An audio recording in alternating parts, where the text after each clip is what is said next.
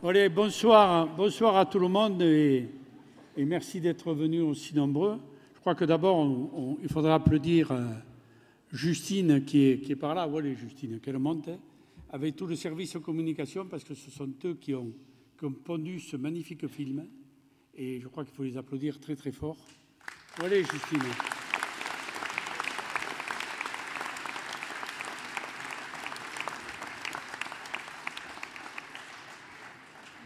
Voilà. Justine, elle remplace Véronique, voilà, qui est dans la salle et que je salue et que j'embrasse très fort. Voilà. Voilà. Vous n'entendez rien? Voilà. Chaque année, je me fais engueuler parce qu'on me dit on n'entend rien. Et on prend des professionnels de la sono. Voilà. Alors, il faut vous occuper de ça parce que moi, je n'ai pas de voix. Alors, on va laisser passer. Je vais demander à Bérangère, mon adjointe à la jeunesse, qui est un peu inquiète là, non? Non, ça va?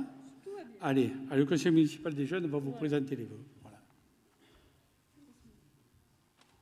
Bonjour à tous. Comme vous le savez, nous, les jeunes élus du CNJ, œuvrons aux côtés de nos aînés du conseil municipal, afin de faire le lien entre la jeunesse et les adultes. Notre investissement se ressent à travers plusieurs thèmes.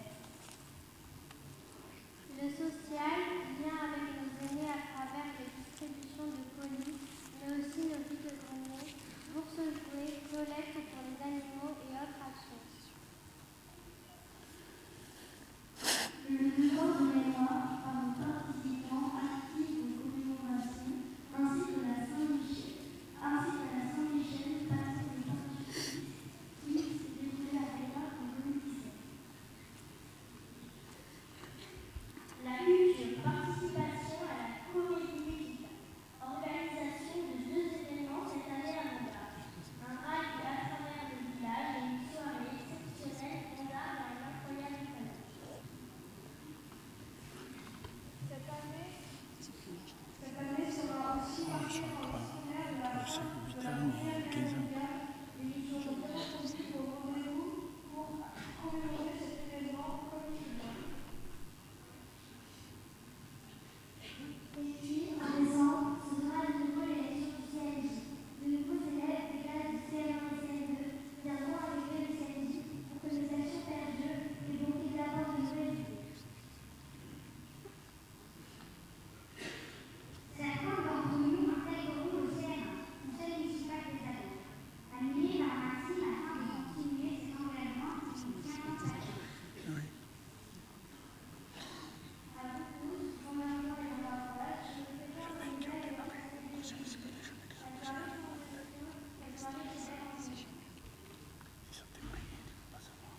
Cette année, nous leur prions sous le signe de la paix et de la solidarité. Et nous savons que chacun, dans son coin, est acteur de ce monde et peut, seuls ou ensemble, œuvrer pour la paix.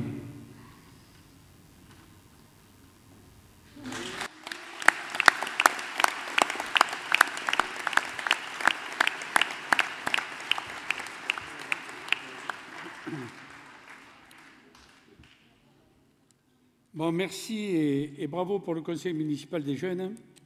Donc, laissez-moi d'abord vous dire le plaisir qu'on a à vous recevoir. Je voudrais vous présenter les élus qui m'entourent ce soir. Madame Valérie Bartha-Sorsal, qui est adjointe à Montpellier et vice-présidente de la métropole et qui représente le président Philippe Sorel, qui est, je crois, parti à Nantes ce soir, voilà, et qui est dans l'avion.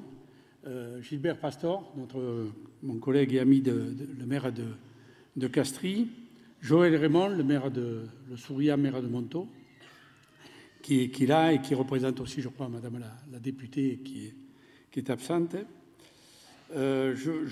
Aussi la première adjointe de Saint-Onès, Samuel Hervé, le président du MEDEF, le premier adjoint et l'adjointe de Restinquière, Chantal Muller, madame la gendarme, hein, oui, le maire de Téhéran, voilà, chanté. On oublie toujours quelqu'un. Madame la DGS de Beaulieu, alors à Beaulieu, on m'a dit qu'il y avait des jeunes de Vendargue qui habitaient Beaulieu, mais la DGS de Beaulieu, elle est de Vendargue. Voilà, je vous salue. Alexandre Vergne, le secrétaire général du CPNT, et M. Fortunato, le président des Prud'hommes. Donc merci à toutes et à tous d'être là. Et c'est toujours un moment très agréable de présenter les vœux et très agréable de recevoir nos collègues élus, parce que comme ça permet de nous recevoir et de voir ce qui se passe les uns chez les autres. Alors, avant de commencer ces vœux et de vous remercier d'être là, je voulais vous dire, en tant qu'élu de Ven d'Arc et en tant que vieil élu du district, de l'agglo et de la métropole, que j'ai été ravi, et on est plusieurs là, et je parle sous le contrôle de Valérie et de Gilbert, de ce qui s'est passé à la métropole là, il y a quelques mois, parce qu'il y a eu un grand mouvement démocratique, parce qu'il y a eu un changement de vice-président. Il y en avait qui étaient là depuis longtemps, qui se prenaient pour des seigneurs, et le président de la métropole a décidé de procéder à un vote, et on a été notamment tous les trois élus, que ce soit Gilbert, que ce soit Valérie, et que ce soit votre serviteur. Alors la vidéo, les journalistes ne l'ont pas bien répété, l'ont pas bien expliqué quand même. Parce que la vie démocratique, c'est pas compliqué. Il y a des élections, on se présente, on est élu ou on est battu. Non, nous, on a été élus.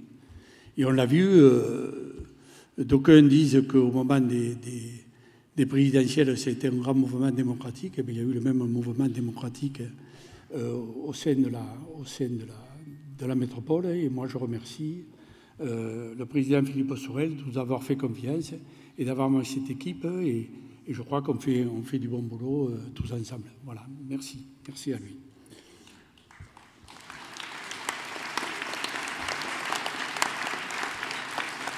Et ce que je voudrais préciser ici, parce que pour que d'aucuns ne se trompent, c'est que moi j'ai été le vice-président avec Gilbert aussi, de Georges Frêche, de Jean-Pierre Amour, mais j'ai jamais mis ma carte politique dans ma poche, ne vous inquiétez pas. Voilà.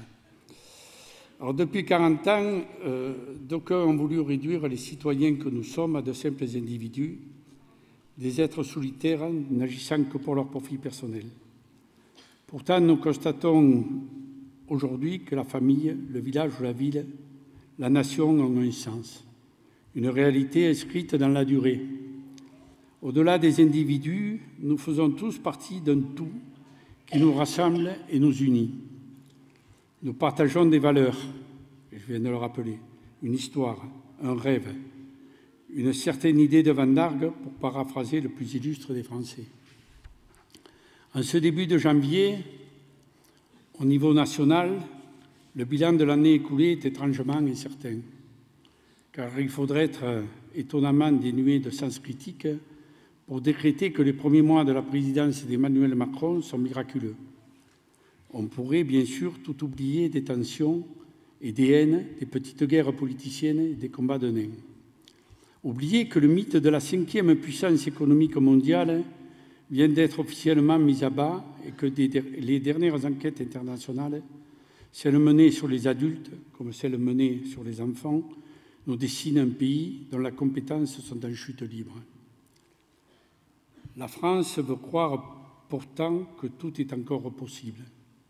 Certains imaginent qu'un président qui fustige les vigies, les lanceurs d'alerte, va permettre d'inverser la tendance et que c'est en combattant les Cassandres qu'on évite la guerre de Troie.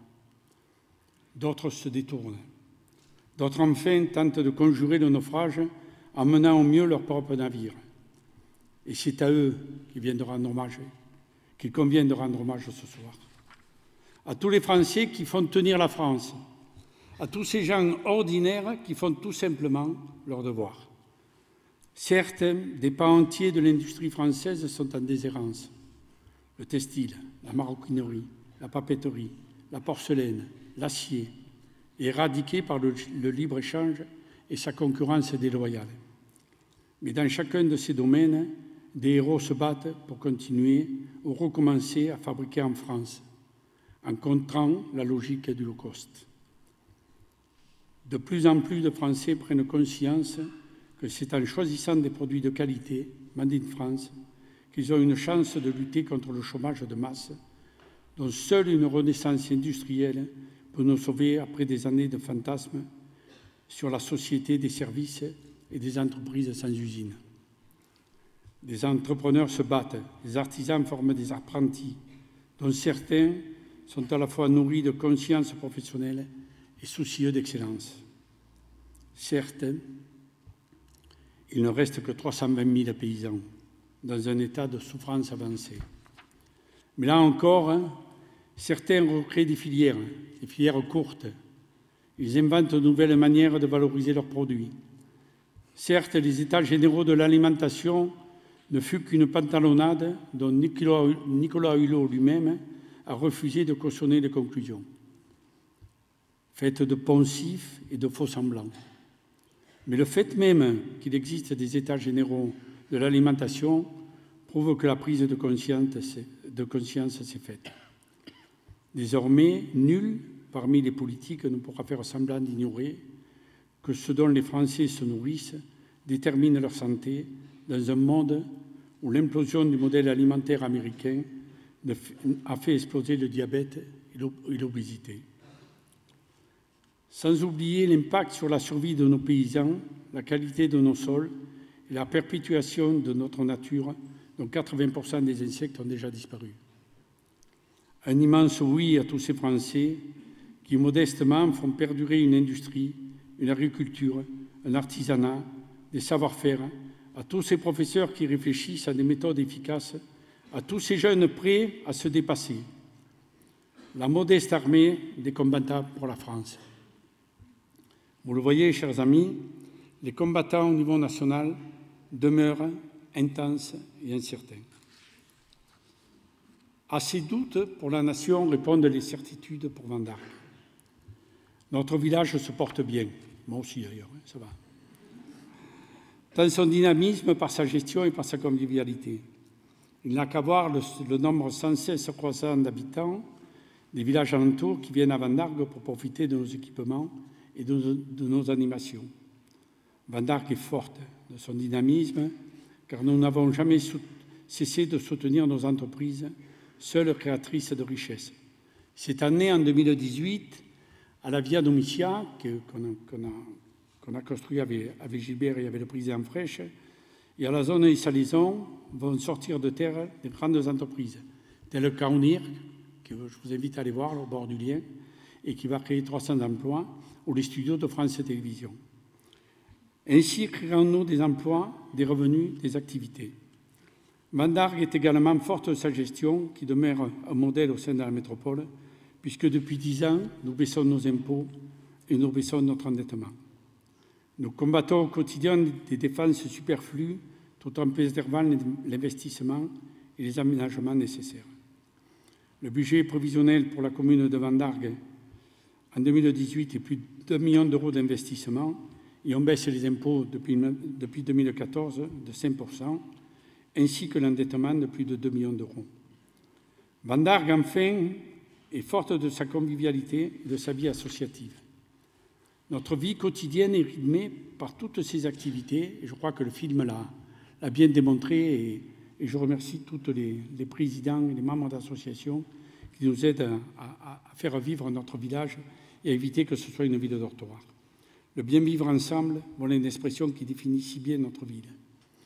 Combien de Van d'Argois et de Van d'Argoises me disent au quotidien qu'ils se sentent bien à Van d'Arck, une ville agréable à vivre, avec une âme, une ville pour tous, avec des valeurs essentielles, la liberté, l'égalité, la fraternité, la laïcité, la solidarité et le partage. Le partage à Van d'Arck, c'est aussi celui des espaces. Van d'Arck n'est pas une ville réservée à quelques-uns. Chacun doit pouvoir s'y loger selon ses moyens et s'y épanouir selon ses besoins et ses passions. À Van d'Arck, l'avenir passe donc par le logement. C'est ainsi que le nouveau quartier L'Éden va voir le jour en 2018. L'objectif de ce quartier, c'est comme cela a été le cas pour le quartier Pompidou, est de préserver la mixité sociale entre les logements sociaux, les accessions à la propriété et les villas primo-accédants. Ce principe d'équilibre, qui est à l'œuvre dans tous les quartiers, reste pour nous une ligne de conduite depuis 30 ans. Au cœur du village verront également le jour de la résidence de l'allée des Acacias, la résidence de la rue du Salaison, avec des logements sociaux et privés à l'accession. Toujours avec l'objectif en tête de chaque Vandargoise et chaque Vandargois puisse faire son parcours résidentiel dans notre commune, et surtout les jeunes. Toutes ces réalisations se font en dialogue avec les habitants concernés. La proximité est et restera le maître mot de l'action municipale. Je voudrais vous dire un mot sur le projet qui fait débat, et vous avez vu parler, vous avez vu quelques documents et quelques tracts qui sont distribués par une association. C'est le projet du centre-ville, c'est-à-dire là où est l'ancien café Chaptal, la pharmacie et la bibliothèque. Alors pour l'instant, il n'y a rien de fait, rien de prévu. Il y a un promoteur qui est, parce qu'il y a plus de 60% du foncier qui est privé. Donc tout ce qu'on vous a présenté est faux, mensonger et problématique. Le jour où il y aura un projet qui va se dessiner, je le présenterai d'abord en conseil municipal et puis on fera une réunion publique. Voilà. Je voulais préciser cela parce que c'est normal qu'il y ait des discussions, qu'il y ait des oppositions et qu'il y ait des débats, c'est la vie démocratique. Mais en fait, je crois qu'il faut éviter de raconter n'importe quoi. À Vendargues, l'avenir passe bien entendu par la jeunesse. Notre priorité, et on l'a vu avec le conseil municipal des jeunes. Nous allons réaliser d'importants travaux dans les écoles et les bâtiments communaux. Et nous allons enfin programmer la création de 2 classes de locaux à l'annexe Ribambelle. À Vendargues, l'avenir passe aussi par la culture. On va créer une nouvelle bibliothèque, place Léopold-Olivier, au plus près des écoles. Nous allons aménager le local du Secours catholique ou la maison Malige. À Vendargues, l'avenir passe par le sport. Alors, nous venons d'avoir la labellisation de la ville active et sportive auprès du Conseil national. Alors, je voudrais remercier Philippe Beretti, mon adjoint au sport, même s'il est un peu boiteux. Vous pouvez l'applaudir avec toute son équipe.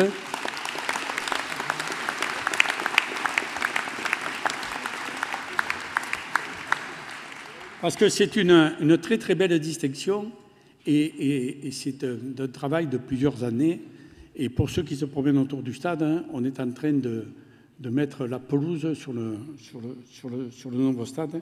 Et ça nous coûte 600 000 €, mais ce stade est ouvert et tous les jeunes vont pouvoir y aller. Et nous allons construire un espace de convivialité au complexe sportif Guillaume Guide qui servira à toutes les associations. Bien sûr, il va y avoir des travaux de voirie. Je vais m'en occuper personnellement. Voilà. Non, mais je n'en ferai pas plus qu'ailleurs quand même. Non, on fera un peu moins qu'à Montaut quand même. Il y a beaucoup de voirie à faire à Montaut. Voilà. Alors l'avenir passe par les traditions. Parce que vous savez que les traditions, et vous l'avez vu dans le film, sont très importantes à Vendargues. Alors la fête votive, c'est un moment fort, un moment d'extra-mort dans notre village, et elle ne sera pas raccourcie. J'ai toujours dit, depuis que je suis élu, je ne suis pas le maire qui raccourcira la fête du village. Alors la gendarmerie va me dire que c'est un moment important et peut-être un moment dangereux. Mais quand on voit ce qui se passe dans notre doux pays, ce ne sont pas les taureaux les plus dangereux, ni le bal, ni les jeunes de Vendargues. Donc on va maintenir la semaine de 8 jours.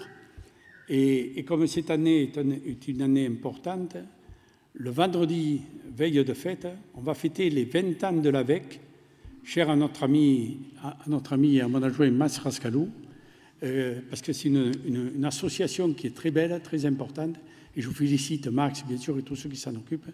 Alors, la veille de la fête, le vendredi, très, très grande fête de l'AVEC, autour des chevaux, à la Cadoule et partout, et aux arènes.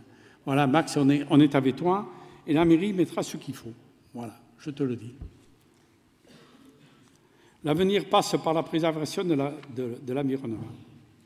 Alors, il y a une vingtaine d'années, quand le district s'est transformé en agglomération, une des premières raisons qui m'a fait dire oui à Georges Frêche, c'est parce qu'il avait un grand projet, il avait dans la tête de créer l'émissaire en mer.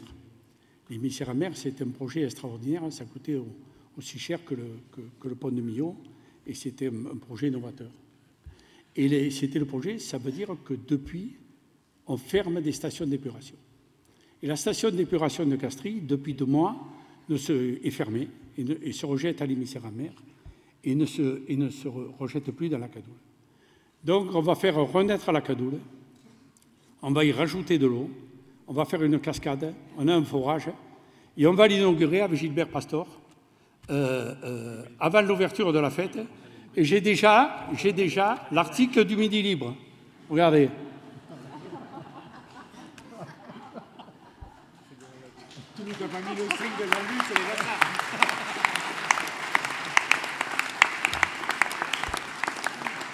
Alors je fais un appel à candidature. Il nous manque des dames quand même.